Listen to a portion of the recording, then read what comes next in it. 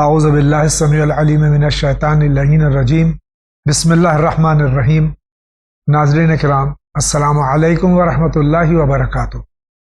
مسائل زندگی میں آپ کا استقبال ہے۔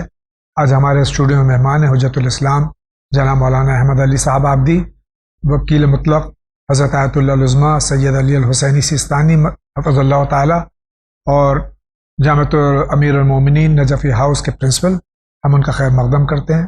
آغا السلام علیکم ورحمۃ اللہ۔ وعلیکم السلام ورحمۃ اللہ وبرکاتہ۔ خدا آپ کو سلامت رکھے، خوش رکھے، آباد رکھے، طول عمر دے، آپ کے توفیقات میں اضافہ کرے، ہر برا سے محفوظ رکھے، آپ کو صحت کامل عطا کرے انشاءاللہ، ہر بلا سے آپ دور رہے انشاءاللہ۔ جزاکم اللہ خیر، تقبل اللہ۔ اللہ تعالیٰ تمام علماء حق کا سایہ ہمارے سروں پر قائم رہے۔ الہی آئیے اسی کے ساتھ میں اگر اجازت ہو تو پروگرام بسم اللہ بسم اللہ۔ آئیے دیکھتے ہیں سب سے پہلے کس کا سوال ہے۔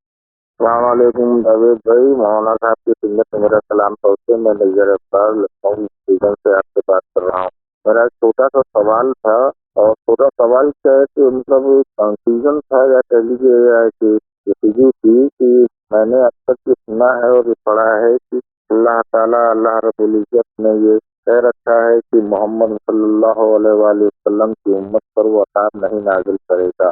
یہ بات تو سمجھ میں آتی ہے، لیکن آج کی دنیا میں کیول محمد صلی اللہ علیہ وآلہ وسلم کی امت تو رہتی نہیں، ان کی دشمنوں کی امت بھی رہتی ہے، اور ان کے دشمن رسول کی امت پر بے پناہ ظلم بھی کرتے ہیں، جیسا دیکھنے کو مل رہا ہے اسرائیل اور فلسطین کے بارے میں دنیا دیکھ رہی ہے۔ ہزاروں لاکھوں بے گناہ مارے جا رہے ہیں، برباد ہو رہے ہیں، اور بڑے بڑے اسلام دشمن عناصر اکٹھا ہو کر ان کو کچل رہے ہیں۔ چلیے، مسلمانوں کے اندر یہ استطاعت نہیں ہے کہ ان کا مقابلہ کر سکیں یا ان کے ساتھ لڑ سکیں، یا ان میں کچھ کمی ہے، تو میں جب سوچتا ہوں کہ چلیے ٹھیک ہے، مسلمانوں کی امت پر حساب نہ نازل ہو لیکن رسول کی امت پر، لیکن کم سے کم ان لوگوں پر جو رسول کی امت کی دشمن امتیں ہیں ان پر تو اللہ کا حساب کیوں نہیں نازل ہو رہا ہے؟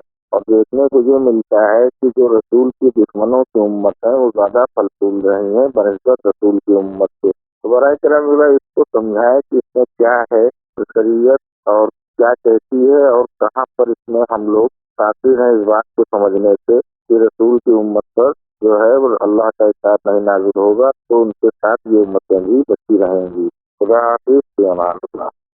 حضرت محمد مصطفیٰ صلی اللہ علیہ وآلہ وسلم کی امت پر عذاب نازل نہیں ہوگا، لیکن جو دشمنان اسلام ہیں ان کی امت جو مظالم کچھ کر رہی ہیں مسلمانوں پر یا عام انسانوں پر، دوسری اقوام پر، ان کے پر عذاب نازل کیوں نہیں ہو رہا؟ مختصر کر دیا میں نے سوال۔ بسم اللہ الرحمن الرحیم، وصلی اللہ علی محمد وآلہ الطیبین الطاہرین المعصومین۔ بسم اللہ الرحمن الرحیم، اللہم کن ولیک الحجۃ ابن الحسن صلواتک علیہ وعلی آبائہ فی هذه الساعة وفی کل ساعة، ولیا وحافظا وقائدا وناصرا ودلیلا وعینا، حتی تسکنہ ارضک طوعا وتمتعہ فیہا طویلا، رب صلی علی محمد وآل محمد۔ اس کے جوابات کئی ہو سکتے ہیں۔ ایک تو عذاب صرف یہ نہیں کہ کسی کو موت کے گھاٹ اتار دیا جائے یا کسی بیماری مبتلا کر دیا جائے، ہدایت الہی سے محرومی بھی ایک عذاب، اللہ کی ہدایت سے محرومی یہ بھی ایک عذاب ہے، یا اس طرح کی چیزیں ایجاد کرنا جو دوسروں کی ہلاکت کا سبب ہو، یہ بھی ایک عذاب ہے۔ اور اس کے علاوہ بھی اگر آپ دیکھیں، جس وقت یورپ کی واقعاتی زندگی ہے، اس زندگی میں عذاب کیا ہے؟ فیملی لائف ختم ہو چکی ہے، 18 برس کے بعد بچے الگ چلے جاتے ہیں، ماں باپ اولڈ ایج میں زندگی بسر کرتے ہیں، ان کو کوئی پوچھنے والا نہیں ہے، تو یہ بھی تو ایک طرح کا عذاب ہی عذاب ہے۔ اور تیسری بات یہ، قرآن کہتا ہے کہ ہم نے اگر ان کو دنیا میں نعمتیں دے رکھی ہیں تو ان نعمتوں سے تم بہت زیادہ گھبراؤ نہیں، ہم نے ان کے لیے آخرت کا عذاب زیادہ اکٹھا کر رکھا ہے۔ اور ایک جواب یہ بھی ہو سکتا ہے کہ خدا بند عالم نے بہت سی امتوں پر عذاب نازل کیا، اور ان امتوں کو بہکانے والے کا نام شیطان ہے، اور آج تک شیطان پر کوئی عذاب نازل نہیں ہوا۔ تو امام علیہ السلام نے جواب دیا خدا بند عالم اس لیے اس پر ابھی عذاب نازل نہیں کیا تاکہ شدید ترین عذاب کو اس کو قیامت میں بھگتان ادا کیا جائے.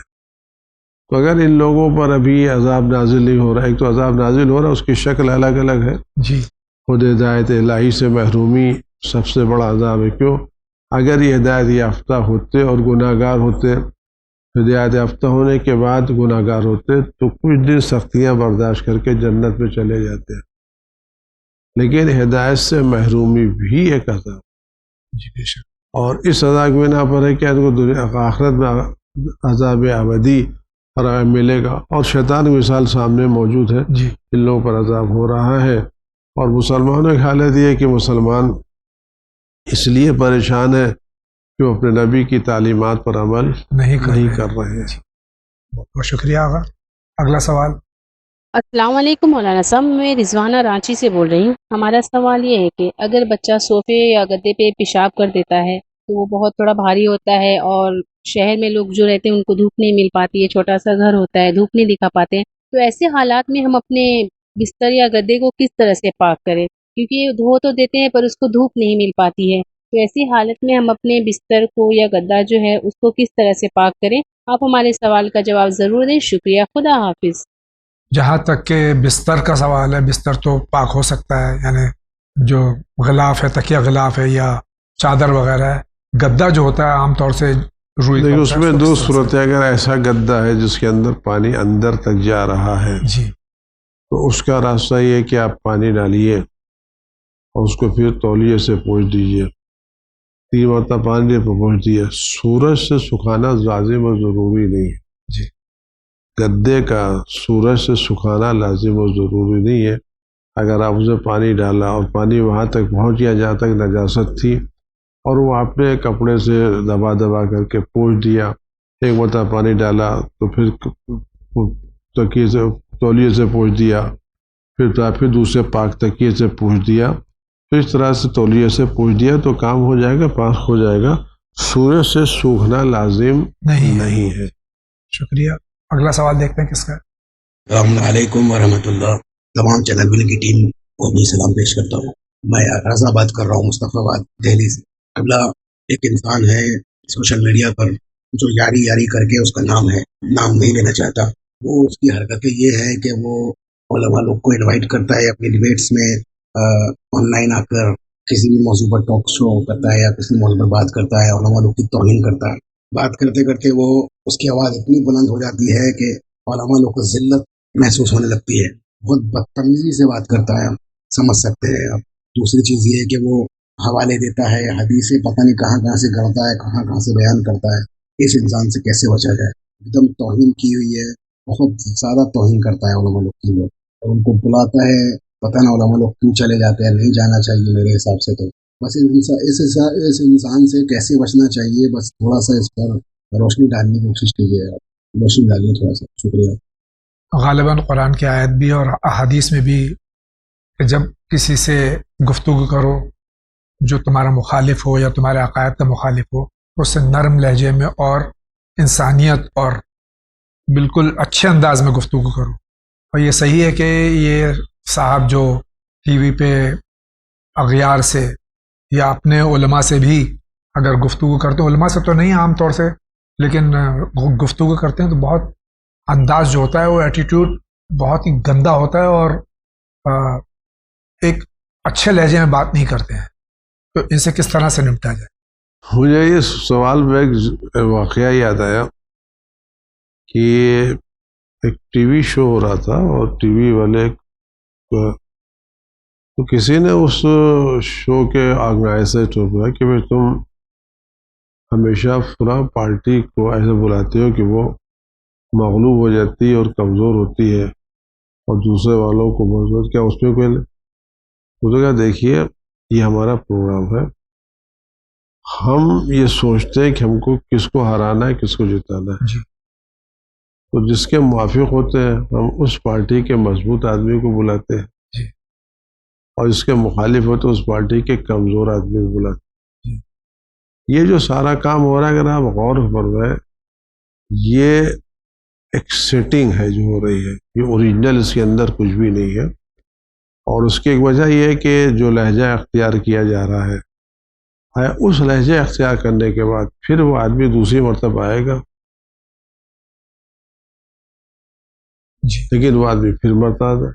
تو یہ سارے سوالات اور یہ سارے جوابات پہلے سے طے شدہ سوالات ہیں اور طے شدہ جوابات ہیں اور طے شدہ افراد ہیں تاکہ اس کے ذریعے سے نوجوانوں کے ذہنوں کو بقیہ لوگوں کے اس طرح کی جو چیزیں قرآن نے کبھی بھی لہجے کی بات کہتے ہیں. قرآن تو کہتا ہے کہ جب جاہلوں سے بات کرو تب بھی سلامتی سے بات کرو اور اچھے لہجے میں بات کرو، کبھی کسی کے ساتھ غلط لہجے میں بات نہ کرو.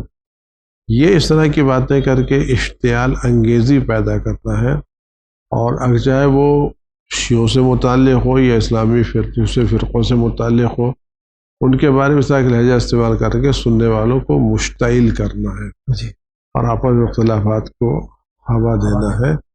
اور یہ کام ہو رہا ہے، یہ باقاعدہ پروگرام کے تحت کام ہو رہا ہے.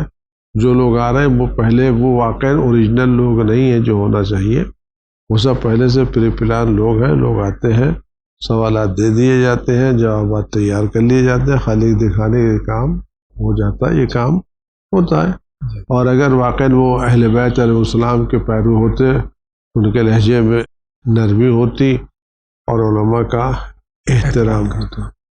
اور یہ الگ ہٹ کے پوری آج کل ایک سازش چل رہی ہے یا کام کر رہا ہے کہ دیکھیے جب سے یہ عراق کا واقعہ ہوا اور ایران کا واقعہ ہوا اور داعش کی شکست فاش ہوئی، اس کے بعد دنیا کو یہ احساس ہو گیا کہ شیعی قیادت جو ہے وہ دنیا کے ہاتھوں پر بکنے والی نہیں ہے، اور شیعی قیادت جو ہے یہ واقعی صحیح قیادت ہے اور لوگوں کو صحیح راستے پر لگاتی ہے. اور اس قیادت کے بعد اگر آدمی اعلان کر دے قیادت، جیسے آیت اللہ زغ سستانی مدعزل اعلان کیا تھا تو 15 لاکھ جوان تیار ہو گئے، تو ان کو یہ احساس ہے کہ جب تک یہ قیادت اس طرح سے رہے گی اس وقت ان کی ایک آواز پہ دنیا میں کچھ بھی کہیں بھی کچھ ہو سکتا ہے. تو جو لوگوں کو اسلام سے ڈر ہے، اسلام فوبیا ہے، ان کا واحد مقصد ہے کس طرح سے اس مرجعیت کو، اس چیز کو کمزور کیا جائے تاکہ ہم ان کے کیا قبضہ کر سکیں. یہ پرانا کام ہے. جیسے اگر آپ یہ غور کریں کہ تقسیم کرنے کے ایک مرتبہ مسلمان کی مملکت عثمانیہ ایک زمانے میں تھی، یہ سارے خلیجی ممالک سعودی عرب وغیرہ سب اس کے درمیان اس کے اندر آتے تھے. تو وہ مملکت چونکہ بڑی مملکتیں اچھی تھی یا بری اس سے مجھے کوئی لینا دینا نہیں ہے، وہ صحیح تھی غلط تھی عمدہ تھی خراب تھی وہ ایک الگ مسئلہ، اس کو میرا کوئی لینا دینا اس سے نہیں ہے. ظاہر بات ہے کہ اہل بیت کی حکومت نہیں تھی، دوسروں کی حکومت تھی، لیکن ایک بڑی تھی تو اس کا ایک روب تھا. اس روب کو ختم کرنے کے لیے ان لوگوں نے اس کو ٹکڑے ٹکڑے تقسیم کیا.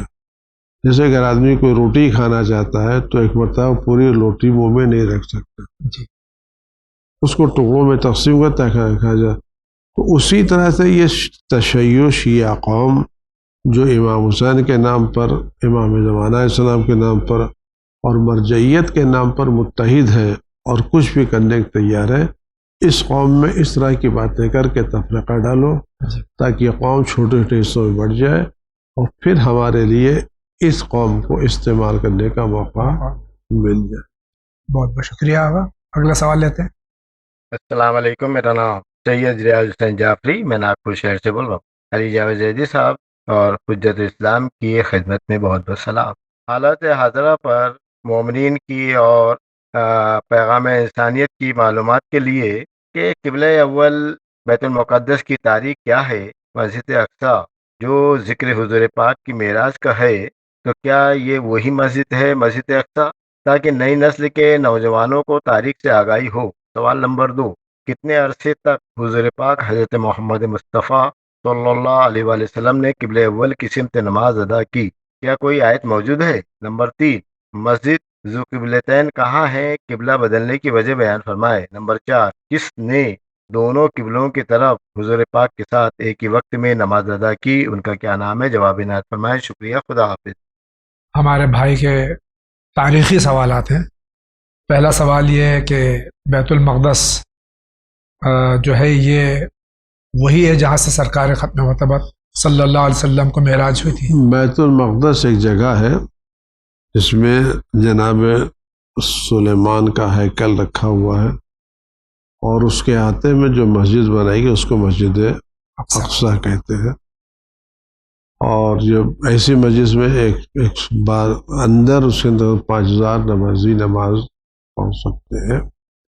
یہ مسجد 1948 سے پہلے مسلمانوں کے قبضے میں تھی، اور اس کے پھر جب اسرائیل بنا تو اس نے اس پر قبضہ کیا رسول وسلم میں، اور آج بھی مسجد ہے، اس میں نماز ہو رہی، لیکن قبضہ یہودیوں کا ہے۔ جی۔ دوسرا سوال کا کیا تھا؟ قبلہ اول کب؟ جب نماز فرض ہوئی تو رسول خدا صلی اللہ علیہ وسلم بہت دنوں تک، 1 سال تک تقریباً یا 1.5 سال تک بیت المقدس کی طرف رخ کر کے نماز کرتے تھے۔ تو یہودی ان کو تانا دیتے تھے کہ مسلمانوں کا کوئی قبلہ نہیں ہے، اور اس کا تذکرہ دوسرے پارے سیقول الصفحاء جی سے بات ہوتی کہ ہے۔ تو اس وقت خدا بند عالم نے پیغمبر اکرم صلی اللہ علیہ وسلم کا رخ بیت المقدس سے لے کر کے خانہ کعبہ کی طرف موڑ دیا، اور یہ واقعہ تقریباً سن 2 ہجری میں ہوا ہے، جس وقت رسول خدا صلی اللہ علیہ وسلم نماز ظہر پڑھ رہے تھے، جماعت کے ساتھ نماز ظہر پڑھ رہے تھے۔ تو اسی نماز میں جبریل امین نازل ہوئے، اور انہوں کو فرمایا کہ اللہ تعالیٰ نے قبلہ بدل دیا ہے۔ تو اس وقت پیغمبر نے بقیہ نمازیں خانہ کعبہ رخ کر کے پڑھی۔ اور سب سے پہلے ساتھ اس طرف کون مڑا ان کے ساتھ میں؟ علی علیہ السلام وہ مڑے علیہ السلام۔ تو اس بنا پر یہ وہ مسجد ہے جس میں ایک نماز کا ابتدائی حصہ بیت المقدس کی طرف اور دوسرا حصہ خانہ کعبہ کی طرف پڑھا گیا، اور اس میں وہ جو چیزیں واقع علم نبی صلی اللہ علیہ وسلم پر دلالت کرتی ہیں، وہ یہ ہے کہ اس زمانے میں کوئی کمپاس نہیں تھا، لیکن اگر آپ مسجد نبوی بھی دیکھیں اور میں تو ان سب کا قبلہ بالکل درست ہے، 1 ڈگری کا بھی فاصلہ نہیں ہے۔ تو یہ علم کے آج تو ٹھیک ہے آپ کمپاس سے پتہ لگا لیتے ہیں کہ قبلہ کدھر ہے، اس زمانے کمپاس وپاس تھا نہیں، کوئی قبلہ نمات قطب نمات تھا نہیں، لیکن یہ علم نبی کی دلیل ہے کہ پیغمبر اکرم صلی اللہ علیہ وآلہ وسلم نے رخ کیا اور اپنی جو مسجد بنائی وہ بالکل خانہ کعبہ کی طرف بنائی ہے۔ جو قبلتین جو مسجد ہے کہاں پر؟ یہ یروشلم میں۔ یروشلم میں۔ بہت بہت شکریہ آغا۔ اگلا سوال دیکھتے ہیں کس کا؟ میں ریاض حیدر بول رہا ہوں سدھارتھ نگر سے۔ مسائل زندگی سے ایک جواب آیا تھا، اس میں پوچھا گیا تھا خون کے بارے میں، جو جواب دیا گیا کہ جو شخص خون صلاح نہیں کرتا ہے اس کا کوئی عمل قابل قبول نہیں ہے۔ کہ جب اتنا بڑا مسئلہ ہے، اتنا اہم مسئلہ ہے، اس کو بڑی بڑی مجلسوں سے کیوں نہیں بیان کیا جاتا، یا جمعے کو خطبے میں کیوں نہیں بیان کیا جاتا؟ معلوم پڑتا ہے کرتے ہیں ذاکرین یا عالم دین یہ کہتے ہوئے۔ بس خدا حافظ۔ جہاں سے ہمارے ان بزرگوار کا تعلق ہے شاید وہاں یہ چیز نہیں، ورنہ مسلسل مساجد میں جمعہ وغیرہ جہاں ہوتا ہے، خطبات جہاں ہوتے ہیں یا مجالس ہوتی ہیں، اس میں خمس کا ذکر ہوتا ہے۔ تو یہ ان کا کہنا کہ جب اتنا اہم ہے تو اس کا ذکر کیوں نہیں ہوتا؟ کیا علماء ڈرتے ہیں؟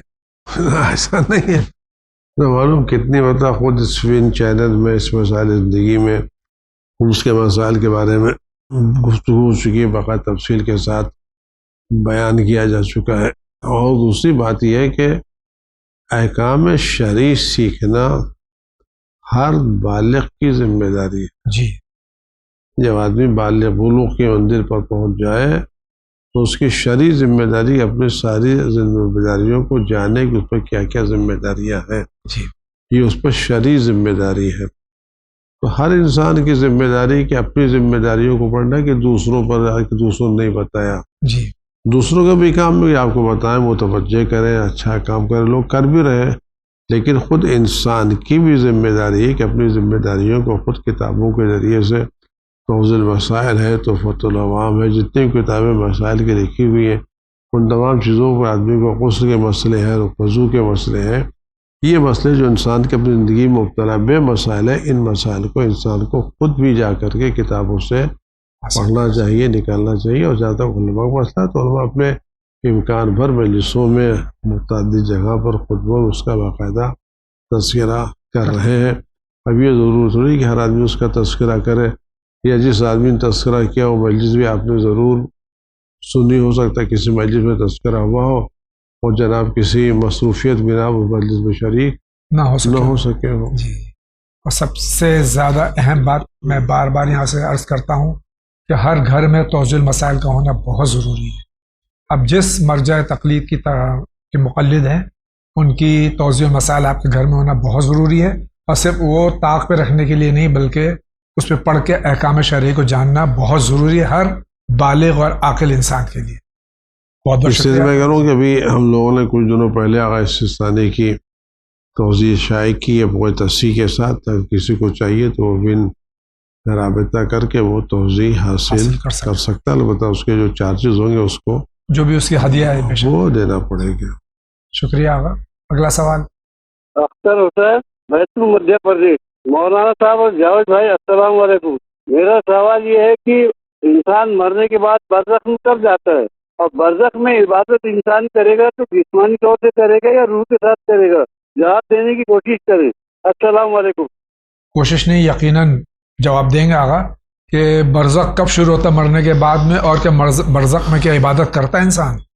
جدھر انسان کو قبر میں دفن کر دیا جاتا ہے اس وقت سے اس کی برزخی زندگی شروع ہو جاتی ہے، بلکہ اس سے بعد پہلے بھی ادھر انسان کی روح اس کے بدن سے نکلی جی، اس کا انتقال، اس کی برزخی زندگی شروع ہو جاتی ہے. اب اس نے نیک کام کیے ہیں اسی وقت اس پر رحمت نازل ہونے لگتی ہیں، اگر اس نے غلط کام کیے تو اس پر عذاب نازل ہونے لگتا ہے. تو یہ روح نکلنے کے بعد سے برزخی زندگی شروع ہوتی ہے اور صبح قیامت تک یہ برزخی زندگی باقی رہے گی. جی. اب مسئلہ یہ ہے کہ برزخ میں عبادت اپنے اپنے اعمال کی بنا پر ہے. جس کے عقائد اس کے اعمال اچھے ہوں گے اس کو برزخ میں آزادی ملے گی، کہ جس کے عذاب اور جس کے اعمال اچھے نہیں ہوں گے اس کو زائد وہ پریشانی مبتلا ہوگا. اور رہ گیا عبادت کا مسئلہ، تو ظاہر ہے کہ عبادت دنیا میں واجب ہے، قیامت میں عبادت واجب نہیں ہے. لیکن کچھ لوگ ایسے ہیں جن کو خدا بندی کی روحوں کو زندہ رکھا ہے، اور کچھ ایسے خوش قسمت و ابان اہل بیت علماء و شہداء ہیں جو آج اپنے اسی بدن مادی کے ساتھ زندہ ہیں. جس قرآن کہتے ہیں خدا کے نام میں شہید ہونے والوں کو مردہ نہ سمجھے، وہ زندہ ہے. اور وہ آج بھی تو زندہ ہے، تو اپنے اسی بدن سے وہاں کیونکہ یہ تکلیف تو دنیا کی جو ذمہ داریاں ہیں یہ موت کے بعد ختم ہو جاتی ہے. موت کے بعد پھر کوئی ذمہ داری باقی ہے. آج آدمی برزخ جو برزخ کی ذمہ داریاں ہیں وہ برزخ کی ذمہ داریاں وہ اپنے روح سے بھی ادا کر سکتے ہیں اگر ان کو آزادی مل گئی ہے، اور اپنے بدن سے بھی آزاد کر سکتے ان کو درجہ بلند ہو گیا. شکریہ آقا. آپ کا کیا سوال ہے، فرمائیے. السلام علیکم. میں اعظم گڑھ معرف سے رضا امام بول رہا ہوں. ہمارا سوال یہ ہے کہ جسے نماز جماعت پڑھتے ہیں، چھپرا کہتے ہیں، جس سے ہماری بہت رنجش پرانی چل رہی ہے، ہم ان کو ختم کرنا چاہتے ہیں مگر وہ نہیں چاہتے، اور ہم کو بہت ہی ہتھیار سے اور بہت بری نگاہ سے دیکھتے ہیں، یا ہم جماعت میں شریک ہوتے ہیں تو ہمارے پاس سے ہٹ جاتے ہیں، سب کٹ جاتی ہے. تو ایسی صورت میں ہم کیا کریں؟ جماعت سے نماز پڑھیں یا دوسری مسجد میں جائیں؟ اس کا جواب دیں. میں بہت اس میں یہ جماعت میں شریک ہونا چاہتے ہیں، کچھ لوگوں سے نا اتفاقی ہے، جب جاتے ہیں تو ان کے برابر میں سے ہٹ جاتے ہیں، اتصال ان کے مطابق اتصال نہیں رہتا ہے، پھر کہاں تک کہ صحیح ہے؟ مطلب جہاں یہ سب مسائل ہم لوگ بہت زیادہ واضح طور سے جواب نہیں دے سکتے، اس لیے کہ یہ باہمی رنجش اور باہمی اختلافات کے مسائل ہیں. جی. اور جماعت میں لوگ کیوں چھوڑ کے چلے جاتے ہیں، کیونکہ اس کے تک ہم کو دونوں طرف کے مسئلے نہ معلوم اس کی باتیں. البتہ اگر بیچ میں کوئی آدمی چھوڑ کے چلا جاتا اور ایک آدمی چھوڑ کے جا رہا ہے تو اس سے جماعت متاثر نہیں ہوتی، جماعت باقی رہے گی. اگر دو یا دو سے زیادہ آدمی چھوڑ کے چلے جائیں تو نماز جماعت نماز فرادہ میں تبدیل ہو جائے. بہت بہت شکریہ. اگلا سوال. محمد امان عبد القادر بول رہا ہوں گوندہ پور سے، بلان ضلع سے. اور میرا مسئلہ یہ ہے کہ मेरी नमाज कम से कम 20-25 साल से छूट रही है। अब इसके लिए आगे क्या करना पड़ेगा, इसकी कुछ तरकीब बताओ, और कैसे अदा करनी की है वो बतलाओ। 20-25 साल से नमाज कज़ा हो रही है, कोई तरकीब बताइए। तरकीब क्या होता है उसमें? आप क्या आप अपनी जिम्मेदारियों को अदा नहीं कर रहे हैं? आप एक बात ये बताएं, आप किसी ऑफिस में आपको नौकरी मिले और हर महीने आपको तनख्वाह मिले और ऑफिस आप न जाए, तो आपकी अखलाकी जिम्मेदारी क्या है? कोई भी ऑफिस आपको 2-4 महीने तक नहीं, ये खुदा बंदे आलम का करम है कि बेपनाह नेमतें देने के बावजूद भी हमारी नमाज तर्क करने पर हमसे कोई सजा नहीं देता। नमाज पढ़ने का खाली एक मतलब आपको पक्का इरादा करना, पढ़ना है।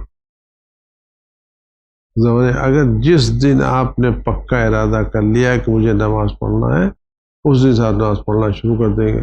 और जब तक ऐसी डावाडोल इरादा रहेगा नहीं, जिस दिन से आपका इरादा पक्का इरादा हो गया, उस दिन से आपकी एक नमाज क़ज़ा नहीं होगी। और ये जो 25 साल की नमाज क़ज़ा हुई, इस 25 साल की नमाज आपको अपनी ज़िंदगी में अदा करना है। आपकी ज़िंदगी में कोई दूसरा ये नमाज अदा नहीं कर सकता। नहीं अदा करेंगे तो कल क़यामत में पूछा जाएगा। बहुत बहुत शुक्रिया। इनका क्या सवाल है? बोधन शहर से बात कर रहे। ये प्रोग्राम, ये अल्लाह हाफिज क्या मतलब, ये खुदा हाफिज क्या मतलब? जी, बचपन से अब तक हम लोग चूँकि उर्दू वाले, उर्दू ज़बान में हम गुफ्तगू करते हैं तो हम खुदा हाफिज कहते हैं। अब ये अल्लाह हाफिज भी शुरू हुआ है, जो अच्छी बात है, लेकिन अल्लाह हाफिज और खुदा हाफिज में फ़र्क क्या है और क्या कहना चाहिए? एक तो अल्लाह हाफिज में जो फ़र्क है, वो अल्लाह हाफिज किसी एक ख़ास सलफ़ी मज़हब की अलामत, वो खुदा नहीं कहना चाहते अल्लाह। अलबत्ता उर्दू अदब के एतबार से खुदा हाफिज और अल्लाह हाफिज में बड़ा फ़र्क है। जब खुदा हाफिज कहा जाता है, खुदा आपकी हिफाजत करे, और जब अल्लाह हाफिज यानी खुदा आपके अल्लाह ही हाफिज आप पहले ही, अल्लाह ही यानी उस तरह से एक तरह की बद्दुआ है। यानी खुदा हाफिज जब कहा जाता है, नहीं खुदा आपकी हिफाजत। जब अल्लाह हाफिज की बात कहता है, नहीं अब आपसे कोई सुधरने की उम्मीद नहीं है। लिहाजा ये जो अदबी उर्दू अदब में दोनों के माने अलग हो जाते हैं। अल्लाह हाफिज अलग हो जाता है और खुदा हाफिज अलग हो जाता है।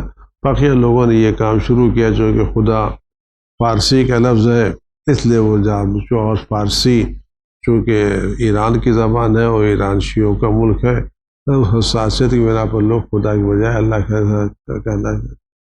बहुत बहुत शुक्रिया। अगला सवाल। अस्सलाम वालेकुम। कि मेरी शादी के वक्त मेरी बीवी का नाम रुकैया था, और अब उस वक्त मैंने बदल दिया, रुखसाना के नाम पे कर दिया। तो अब उसकी दरूद फतेह के लिए कौन सा नाम इस्तेमाल किया जाए? रुकैया किया जाए या रुखसाना किया जाए? है ना, आपसे पूछना था। अल्लाह नियतों को जानता है, नाम का मोहताज नहीं माज़अल्लाह। तो इन्होंने नाम बदल दिया, इंतकाल हो गया बीवी का। अल्लाह के यहाँ सवाब भेजने के लिए आधार कार्ड के नाम की ज़रूरत नहीं है। जी बेशक जी। चाहे रुकैया के नाम से, चाहे रुखसाना के नाम से, या अपनी ज़ौजा के नाम, किसी भी आप जो पढ़ रहे हैं, जिस नीयत से आगे आप नाम न भी लें, बल्कि अगर आप ये फातिहा, ये सारे सवाब अपनी ज़ौजा की नीयत से करें तो वहाँ तक पहुँच जाएगा। तो नाम का कोई मसला नहीं है। बहुत बहुत शुक्रिया। आगे बढ़ते हैं। अस्सलाम वालेकुम मौलाना साहब, हमारा सवाल ये है कि क्या अय्याम हैज़ में हम अपने बालों पे मेहंदी लगा सकते हैं? क्या ये सही है? क्योंकि मैंने सुना है कि लोग बोलते हैं कि नहीं, हैज़ की हालत में हम सर पे मेहंदी नहीं लगा सकते, क्योंकि मेहंदी का जो कलर है वो बाल पे चढ़ जाएगा, जब तक वो कलर निकलेगा नहीं तब तक हम नजिस रहेंगे। क्या ये सही है? आप हमारे सवाल का जवाब ज़रूर दें। शुक्रिया, खुदा हाफिज़। इन्होंने सुन रखा है कि हालत हैज़ में खिसाब नहीं लगा सकते, मेहंदी नहीं लगा सकते, क्या सही है? बाद जगह मकरूह है, लेकिन आपकी जो मेहंदी लगाती है वो मेहंदी है क्या? जी, अगर उस मेहंदी में कुछ ऐसे केमिकल शामिल है जो आपके बाल तक नहीं पहुंचते या आपके जिस्म तक नहीं पहुंचते, तो उसमें हैज़ और गैर हैज़ का फ़र्क है, आपका गुस्ल वज़ू नहीं होगा। जी। लेकिन अगर ये मामूली मेहंदी है जो पीस के लगाई जाती है, उसमें कोई केमिकल शामिल नहीं है, और मेहंदी में उसको धुल जाता है और बालों तक पानी पहुंच जाता है, تو اس میں پھر آپ کے غسل بھی صحیح ہے اور وضو بھی صحیح ہے، ساری کچھ صحیح ہے۔ بہت بہت شکریہ، آگے بڑھتے ہیں۔ میرا سوال یہ ہے کہ مولانا صاحب مطلب ہم محبت کرتے ہیں تو اگر ہم شادی کرنا چاہتے ہیں تو ہم گھر والوں کو کیسے تیار کریں؟ مولانا صاحب ایک اور سوال ہے کہ مطلب اگر ہم کوئی اچھی بات اپنے ماں سے کرتے ہیں تو میری ماں بھڑک جاتی ہے، غصہ کرتی ہے، مجھ پہ بہت بڑی بڑی باتیں بول دیتی ہے، تو کچھ بتائیے مولانا صاحب۔ باہر کے دو سوال ہیں کہ یہ محبت کرتی ہیں اور گھر والوں سے کیسے بتائیں کہ محبت کرتی ہیں، شادی جن سے کرنا چاہتی ہیں۔ ایک تو مسئلہ یہ ہے، سب سے پہلے آپ کو متوجہ ہونا چاہیے کہ نکاح سے پہلے کسی بھی نامحرم کو دیکھنا لذت کی نظر سے حرام ہے، بات کرنا حرام ہے۔ اگر کوئی نامحرم، بس کہ آپ کے اسکول کا کوئی دوست آپ کو فون کر کے کوئی سوال پوچھ رہا ہے اور آپ کو اس کی آواز میں کچھ لذت محسوس ہو رہی ہے اور آپ اس سوال کو طول دینا چاہتی ہیں، تو یہ طول دینا بھی حرام ہے، چاہے دل میں جگہ پڑے یا جس جگہ نہ پڑے۔ تو اس طرح سے محبت کرنا شرعی طور پر بالکل ناجائز ہے، اور ظاہر بات ہے کہ آپ کوئی ناجائز کام کریں گی تو والدین سے محبت اور اس کو صحیح جواب آپ کو نہیں ملے گا، لیکن آپ کی یہ محبت مجھے نہیں معلوم ہے کہ آپ کیا کر رہی، کیسے کر رہی ہے، غلط محبت غلط کام ہے۔ شادی سے پہلے یہ ماں باپ کے خاندان کی بدنامی کا بھی سبب ہے، اور اس میں اگر جس سے آپ ہے تو آپ سنجیدگی سے بات کے لیے شادی کر لیجئے، اور اگر آپ کے والد زندہ ہیں تو آپ ان کی اجازت کے بغیر شادی نہیں کر سکتی۔ اگر آپ شادی کر بھی لیں گی تو اسلام کے طور پر شادی قابل قبول نہیں ہوگی۔ دوسرا سوال اسی سے متعلق ہے کہ والدہ ان سے ناراض رہتی ہیں، کچھ کہہ دیتی ہیں، بگڑ جاتی ہیں۔ مسئلہ یہ بھائی ہے، والدین کی ناراض رہتی ہے، ہر ماں اپنی بیٹی سے محبت کرتی ہے۔ آپ یہ بتائیے آپ والدہ سے کیا کہتی ہیں جو والدہ ناراض ہوتی ہے؟ وہ تو بتائیے نا۔ جی، آپ نے والدہ کی ناراضگی کی تو شکایت کر دی، لیکن آپ نے یہ نہیں فرمایا کہ آپ والدہ سے کس لہجے میں بات کرتی ہیں، آپ والدہ سے کیا بات کرتی ہیں، بھی تو بتائیے کہ والدہ کیوں ناراض ہوتی ہے؟ بلا وجہ ناراض ہوتی ہیں، یا آپ کا لہجہ یا آپ کا انداز، یا جن بات کو والدہ نے منع کر دیا اس بات کو آپ بار بار پوچھ رہی ہیں، تو آدمی کو ناراض ہوگا۔ اور والدہ کو کسی بھی شکل میں ناراض، ہر وہ چیز جو والدہ کی ناراضگی کے سبب ہو آدمی اس کو نہیں کرنا چاہیے، ورنہ اس کے اثرات دنیا میں بھی آئیں گے اور آخرت میں بھی اس کے اثرات بھگتنا پڑیں گے۔ بہت بہت شکریہ آغا۔ ان کا کیا سوال ہے دیکھتے ہیں۔ صاحب میں محمد جری سے بول رہا ہوں جی، جاوید میں دو سوال ہے، اس کی وضاحت کر سکے تو آپ کی بہت بہت مہربانی ہوگی۔ سوال یہ ہے جاوید بھائی کہ جو روزے اور نماز کا جو حکم آیا تھا رسول اللہ صلی اللہ علیہ وسلم نے جو امت پہ اپنے رکھا، تو یہ کتنے سال کے بعد آیا ہے؟ کیونکہ اگر اس کے بارے میں وضاحت کر سکے، روزہ کیا جب فوراً جب قرآن آیا تھا تو اس کے بعد روزہ نماز شروع ہو گیا تھا، یا اس کے کئی سال کے بعد روزہ نماز کا حکم جو تھا وہ امت پہ جاری کیا؟ اگر ان دو سوالوں کا وضاحت کر سکے تو آپ کی بہت بہت مہربانی ہوگی۔ بہت بہت شکریہ، السلام علیکم۔ سوال ایک ہی ہے کہ قرآن تو پہلے قلب محمد صلی اللہ علیہ وسلم پہ تو نازل ہو چکا تھا، لیکن جیسے جیسے ضرورت ہوئی اس طرح سے صورتیں اور آیتیں نازل ہوتی رہیں۔ نماز اور روزہ کب فرض ہوا؟ دیکھیے، نماز خدا بند عالم کی بارگاہ میں حاضری ہے اور روزہ بھی حاضری ہے، تو جب تک عقیدہ توحید مضبوط نہ ہو اس وقت تک نماز اور روزے کو پیغمبر اکرم صلی اللہ علیہ وآلہ وسلم مکے میں لوگوں کو عقائد کی دعوت دیتے رہے، اور یہ نماز اور روزہ یہ مدینے میں واجب ہوا کیا گیا، سن 2 ہجری میں تو نماز اور روزہ واجب ہوا۔ شکریہ۔ آپ کا کیا سوال ہے، فرمائیے۔ میں سید ساجد حسین سریا روہتاس بہار سے بول رہا ہوں۔ مولانا صاحب اور جاوید بھائی کو السلام علیکم، امید ہے آپ لوگ سبھی خیریت سے ہوں گے۔ میرا پہلا سوال ہے بہترین عمل کون سا ہے، اور کون سا عمل خدا بند عالم کی بارگاہ میں مقبول ہوتا ہے؟ میرا دوسرا سوال ہے اس بگڑتے ماحول میں مومنین کا آپس میں کیسا رابطہ ہونا چاہیے؟ خدا حافظ۔ جواب ضرور دیں گے۔ بہترین عمل کون سا ہے؟ ہر وہ عمل جو خلوص سے نیت کے ساتھ انجام لیا جائے وہ بہترین عمل ہے، اور حضرت رسول خدا صلی اللہ علیہ وسلم کی روایت افضل اعمال امتی انتظار الفرج، میری امت کا بہترین عمل حضرت ولیہ سے علیہ وسلم کا انتظار کرنا. انتظار یعنی تیاری، آمادگی، جو بہترین عمل تیاری ہے، اور اس تیاری میں ان کے لیے دعا کرنا، ان کے لیے صدقہ نکالنا، یہ بہترین عمل ہے. بقیہ ہر وہ عمل جو شریعت کے مطابق اللہ کی خاطر انجام دیا جائے وہ عمل بہترین عمل ہے.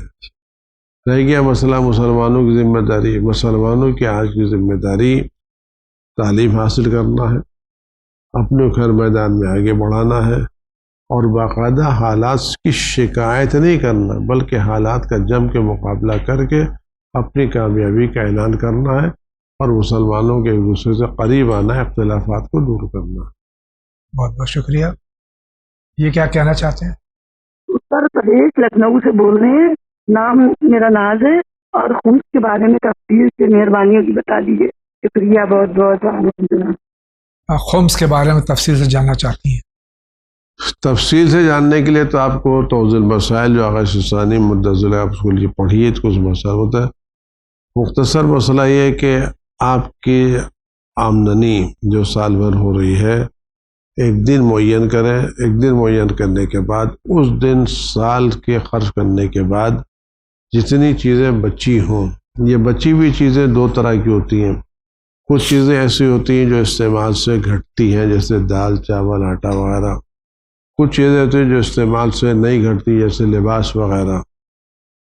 تو وہ چیزیں جو سال کے معین تاریخ کے اوپر جو چیزیں بچ جائیں، چاہے پیسے بچے ہوں، چاہے جنس بچی ہو، چاہے وہ کپڑے اور تحفے بچے ہوں جن کو ہم نے استعمال نہیں کیا ہے، تو ان سب پر ہم کو ملا کر کے 20% اس کا 5واں حصہ نکالنا ہے. اس 5ویں حصے میں سے آدھا حصہ سادات کا، یعنی ان لوگوں جو جناب زہرا سلام اللہ علیہ کی اولاد ہے.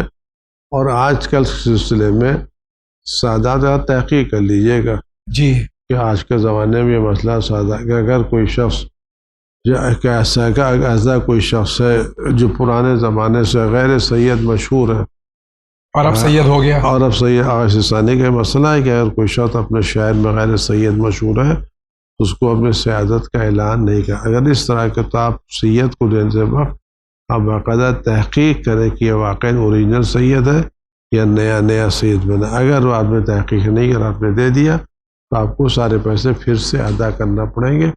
اور بقیہ جو دوسرا حصہ وہ امام علیہ السلام کا حصہ ہے جو آج کے زمانے میں آپ جس کی تقلید کرتے ہیں اس کی اجازت سے آپ اس کو صرف کر سکتے ہیں. بہت بہت شکریہ. آگے بڑھتے ہیں. السلام علیکم مولانا صاحب، میں پٹنہ بہار سے بول رہی ہوں. ہمارا سوال یہ ہے کہ جیسے ہمارے گھر میں پرانے برتن رکھے ہوئے تھے، بہت سارے استعمال نہیں ہو رہے تھے، تو ہم نے ان کو بیچ کر نیا برتن لے لیا. تو کیا وہ نئے برتن پہ ان کا خمس واجب ہوگا، ان کا خمس نکالنا پڑے گا؟ آپ ہمارے سوال کا جواب ضرور دیں. شکریہ. خدا حافظ. پرانے برتن بیچ کے نئے برتن لے لیے تو کیا اس پہ خمس ہے؟ اگر یہ برتن جو نئے لیے ہیں انہوں سال بھر استعمال نہ ہو اور ویسے ہی کوڑے پڑے رہے تو خمس کی تاریخ آنے کے بعد اس کو خمس دینا پڑے. شکریہ. اگلا سوال. تلنگانہ اسٹیٹ منچول ڈسٹرکٹ. السلام علیکم. اثرات کو روکنے کا ہے، اسماء الہی علم پڑھتے ہیں تو علم کے اثرات کو روکنے کی وہی جان سر پوچھنا چاہ رہے. غالباً یہ کہنا چاہ رہی ہیں جو اثرات یعنی کچھ آسیبی جو آج کل جو ہے عام باتیں ہو گئی ہیں، اس میں آپ صدقہ نکالیے جی، امام زمان علیہ السلام سے پناہ حاصل کیجئے اور چاروں قل پڑھیے جی، اور سب سے بڑی بات اپنے کو آصف زدہ محسوس مت کیجئے. جی، تو بڑا مسئلہ یہ جی، کہ آدمی بیمار نہیں ہوتا لیکن جب وہ خود اپنے کو بیمار سمجھنے لگتا ہے تو بیمار ہونا الگ ہے اور یہ بیمار سمجھنا الگ ہے.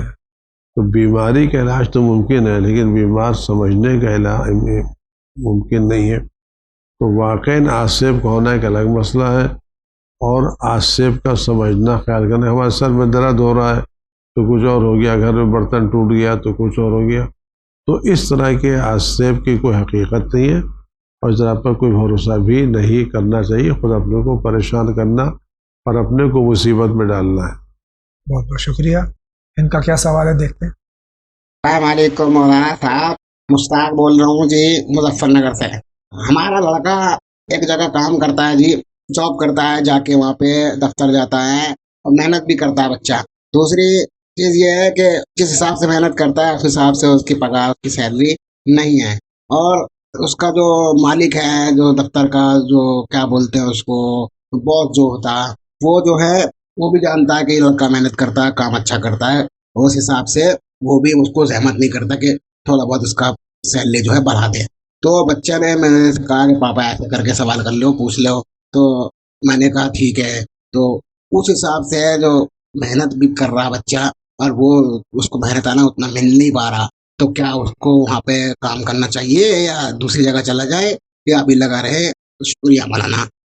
بچہ بہت محنت کر رہا ہے ان کا بیٹا، اور آفس میں جتنا کام کر رہا ہے اس کے حساب سے سیلری نہیں مل رہی ہے، تو وہیں کام کرنا چاہیے یا کہیں اور جاب ڈھونڈنا چاہیے؟ سیدھی سے مسئلہ ہے، اگر آپ کو بچہ لائق ہے، باصلاحیت ہے، کام کر رہا ہے، تو اس کو کسی دوسری جگہ اچھی نوکری مل رہی ہے تو دوسری نوکری کر لینا چاہیے، اس میں کوئی مسئلہ ہی نہیں ہے۔ شکریہ۔